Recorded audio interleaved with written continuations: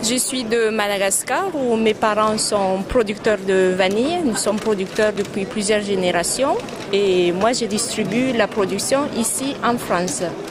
Donc nos vanilles, on a différents types. Vous avez ici la vanille noire qui peut appeler être vanille gourmet. On a différentes longueurs. Vous avez ici environ de 18 à 20 cm et ici des vanilles de 15 cm. La différence entre les deux se situe essentiellement au niveau de la longueur, mais dans la façon d'affiner ou de traiter, nous utilisons la même méthode que ce soit pour les vanilles grandes ou les vanilles petites. Ensuite ici vous allez trouver de la vanille rouge qui peut être fait pour l'utilisation plutôt industrielle, macération. Elle est vendue soit en longueur ou alors coupée en petits morceaux. Et ces morceaux-là aussi peuvent être faits pour faire de la vanille en poudre. C'est-à-dire c'est toute la gousse qu'on a broyée pour avoir de la poudre fine qui peut être très intéressant à utiliser en glace ou en biscuiterie. Et ensuite, nous avons une gamme de vanille en extrait. Là-dedans, donc, en ce qui nous concerne, on a de l'extrait de vanille sur une base de sirop de sucre et les graines noires de vanille.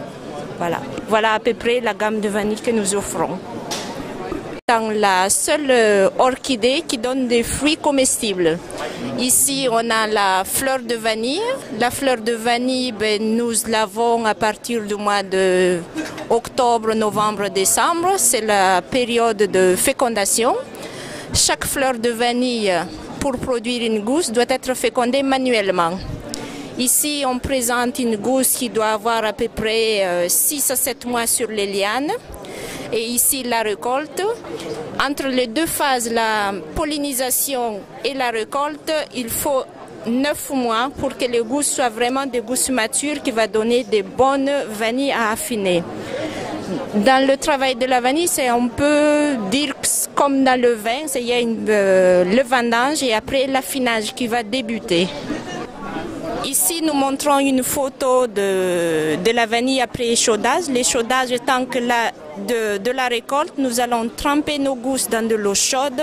C'est pour arrêter la vie végétale de la gousse, sinon elle va continuer à mûrir et à se fendre, etc.